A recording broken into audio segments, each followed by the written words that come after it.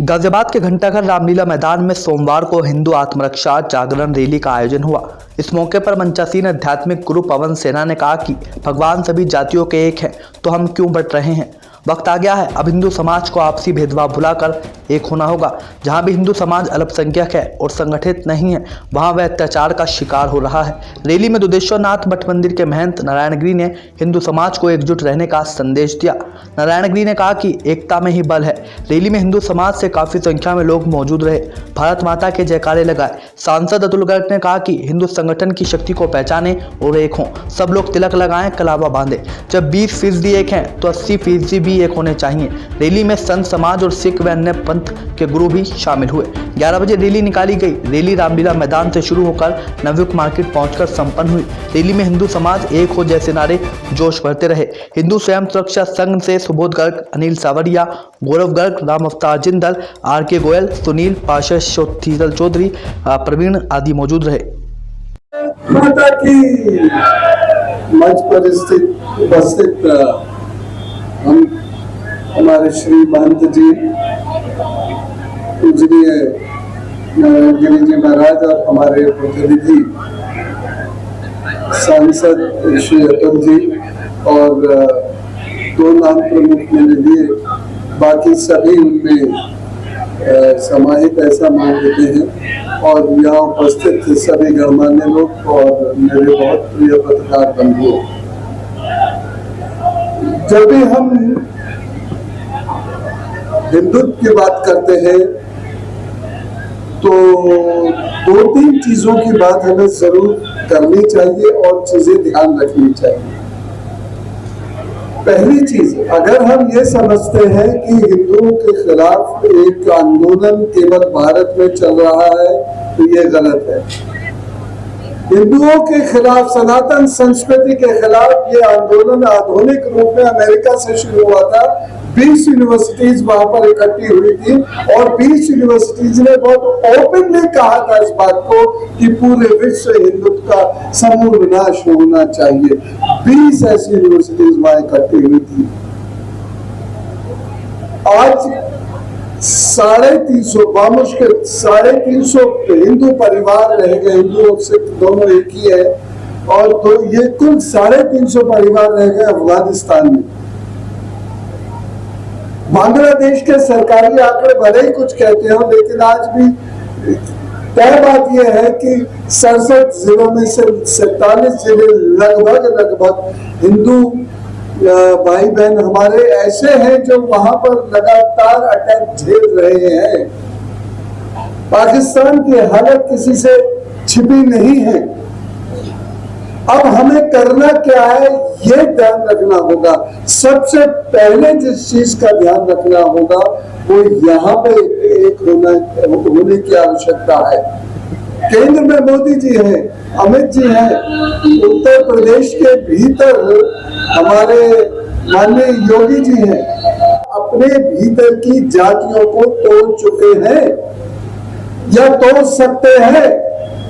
और जो समाज अपने भीतर ही बटा हुआ है वो समाज संगठित नहीं हो सकता।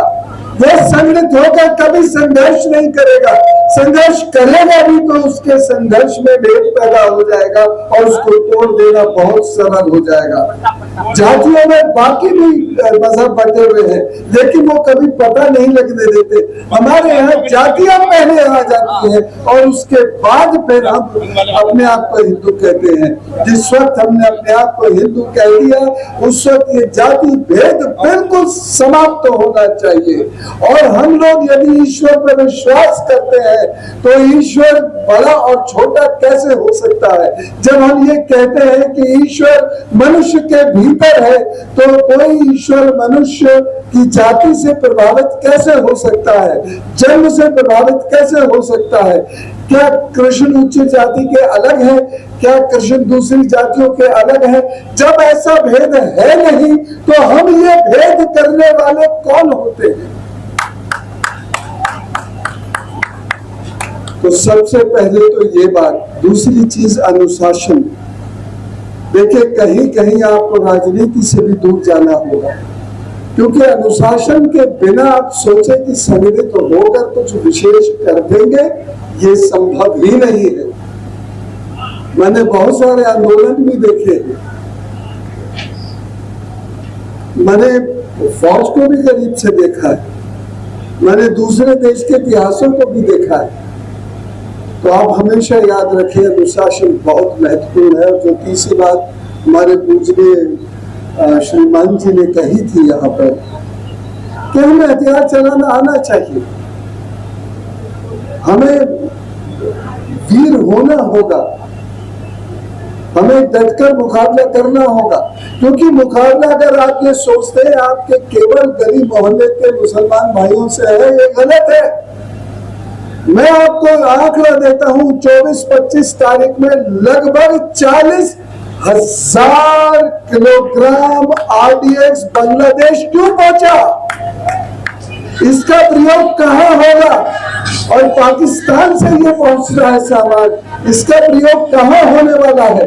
आदरणीय संसद जी श्री अतुल गर्ग जी, गिरीशानंद जी, महेश पंडित जी और हमारे ज्ञानी जी, अशोक जी और समस्त बंधुओं, विशेष रूप से मंच संचालन कर रहे राज कौशिक जी और एक कार्यक्रम के आयोजक सोनिया गर्ग जी और अपने हितकारी जी देवेंद्र हितकारी जी, एक बार सब लोग मिलकर बोलिए जय श्री राम, जय श्री राम, जय श्री राम।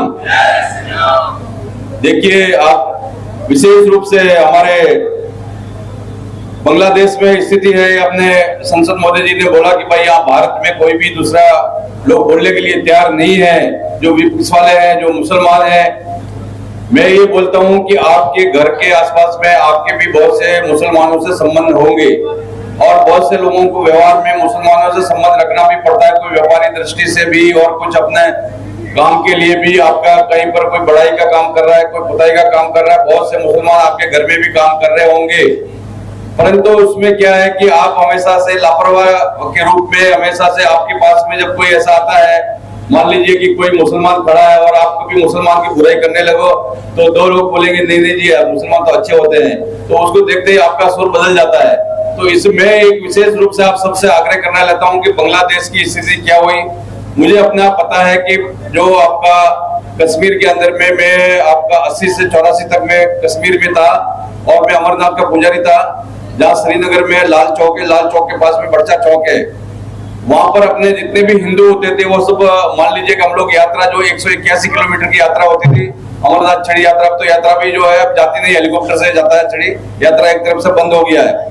और 4 साल के अंदर में देखिए कि देवबंद से केवल 1500 मौलवी गए थे, यहाँ से देवबंद से उत्तर प्रदेश से ही 1500 मौलवी गए और 84 आते आते पूरा तरह से कश्मीर को जो है हिंदुओं से पूरा तरह से, पंडितों से पूरा खाली करवा दिया था।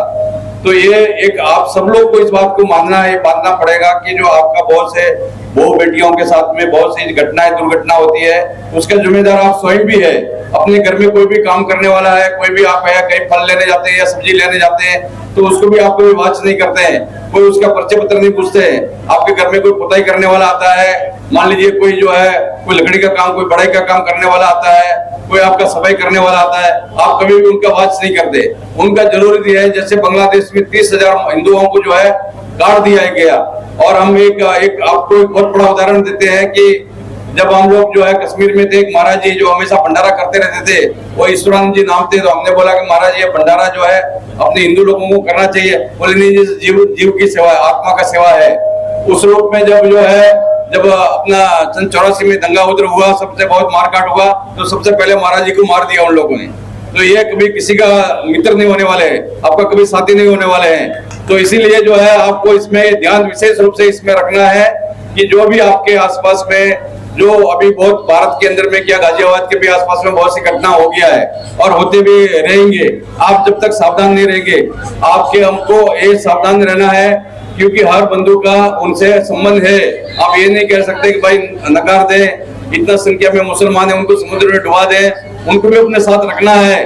परंतु उनको यह कि आपको आप सुधारना भी आपको है, स्वयं आप सुधारेंगे, दूसरा कोई सुधारने वाला नहीं है, आपको सुधार करने वाला है। नहीं तो स्थिति जो है बांग्लादेश की, कश्मीर की, वो गाजियाबाद पे आते हुए भी समय नहीं लगेगा। जैसे हमारे योगी जी ने बोला कि बटोगे तो कटोगे, जब बट जाओगे तो कट जाओगे। हमारा कोई भी जाति बुरा नहीं है, जाति को सम्मान करना है, जाति के मान पुरुषों ने जाति चला है, तो जाति में समन्वय होना चाहिए। जैसे देखिए कि आप हमारा मोदी जी वगैरह है, और वो पूर्ण रूप से क्या कहता है जातियों को समन्वय करने का पूर्ण प्रयास कर रहे हैं, परंतु कुछ विपक्ष पार्टी है यहाँ पर जो है वो लोग खुलेआम जो है, आपने देखा वो थोड़ा दिन पहले अखिलेश जी ने एक बयान दिया कि एक ब्राह्मण कोई पत्रकार सामने आए तो कितना घृणा से उन्होंने बोला। तो ये जो है जाति बांटने के लिए, जातिवाद को बांटने के लिए दूसरी जो विपक्ष पार्टियां हैं जो कि हिंदू है, और हिंदू जो पार्टियां हैं और बहुत सारे हिंदू उसके अंदर अध्यक्ष भी है, वो लोग खुद ही जो है अपने को जो है ऐसा जातियों में बांटने का प्रयास कर रहे हैं। तो ऐसे लोगों को कभी भी जब कार्यक्रम वगैरह हो, आप लोग उपस्थित होंगे। यहाँ पर जो है हमारे संसद जी ने बोला कि यहाँ पर सभी पार्टियों के लोग हैं, सारी पार्टियां लोग हैं। तो जब ऐसी स्थिति आती है तो आप लोग खड़ा होकर उनका विरोध करना चाहिए कि आप जो है जाति समन्वय की बात कीजिए, जाति गणना की बात मत कीजिए। ये जो है वो अभी समय खत्म हो गया है कि सब लोग एक जब तक नहीं होंगे तो हम लोग कभी भी सुरक्षित नहीं होंगे। तो हम सबको एक होना है, और एक होगा तभी हम लोग इस, और विशेष रूप से जैसा मैंने पहले बोला है कि अपने को विशेष रूप से ये इस चीज का बहुत जरूरी है कि कोई भी आपके अंदर काम करने के लिए आता है तो उसका जो है उसका मान लीजिए कि आजकल आधार कार्ड वगैरह है, कोई प्रमाण पत्र वगैरह कोई भी बना लेता है, उसको नहीं देखना, उसका हरकत देखना है कि वो हरकत कैसी है। क्योंकि हिंदू है, कोई भी हिंदू घर में जन्म लिया उसका व्यवहार अलग होगा, और मुसलमान का है उसका व्यवहार अलग होगा। तो व्यवहार से आप पहचान सकते हैं उसको, ऐसी बात नहीं है। तो ये बात को आपको विशेष रूप से ध्यान रखना है, अपनी बेटियों को, अपनी बहुओं को, अपनी बहनों को, अपनी माओं को सुरक्षित रखना है। तो जो भी आपके पास में काम करने वाले हैं, जहां भी आप सामान वगैरह लेना है, एक तरह से उनका जो सामाजिक बहिष्कार करना चाहिए। आप सबको, सब लोग एक मन से रोज सोचना चाहिए कि घंटाघर में कितने लोग जो है ठेली लगा खड़े, तो ये निश्चित करना चाहिए कि एक बार योगी जी ने बोला था पूरा देश में कितना हल्ला मच गया कि ये नाम लिखना चाहिए कावड़ के समय में, और अपना जो आईडी प्रूफ जो है लोग लिखना चाहिए, तो उसमें कितना हल्ला हो गया। तो ये विशेष रूप से आप सबको इस बात का ध्यान रखना है कि अपने आसपास भी ऐसे बहुत से लोग हैं, कल जो है आपके घर में भी ऐसी घटना हो सकती है। तो निश्चित रूप से जो आपके आसपास काम करने वाले हैं, आपका जो सेवा करने वाले हैं, चाहे वो कोई माई है, औरत है, आदमी है, उनको पूरी तरह से पहचानिए और उसको वास कीजिए, क्योंकि घटना कभी भी जो है वो कभी भी किसी के भी साथ हो सकता है। तो इसीलिए निश्चित रूप से आप लोग, बहुत लोग ऐसे हैं कि रोज आपके घर में कोई बहुत से मुसलमान लड़के भी आते हैं, आपके लड़के से बात भी करते हैं, परंतु आपको नजरअंदाज करते, चलो भाई साथ में पढ़ता है, कोई बात नहीं, इसके साथ में काम करता है। ये नजरअंदाज करने का जरूरत नहीं है। इस चीज को जो है आपको पूरा वाच करना है, पूरा जान करके लेना है। और मैं एक और बात कहता हूँ कि अपने घर में पूरा रूप से लाइसेंस का हथियार रखो। चाहे जो है अपने बहुत परंपरा में, जैसे हमारे गुरु लोगों ने भी बोला कि 1 से 1.25 लाख का लड़ाऊं तो गुरु गोविंद सिंह नाम कहलाऊं। तो आपको हर घर में एक हथियार होना चाहिए, चाहे भाला हो,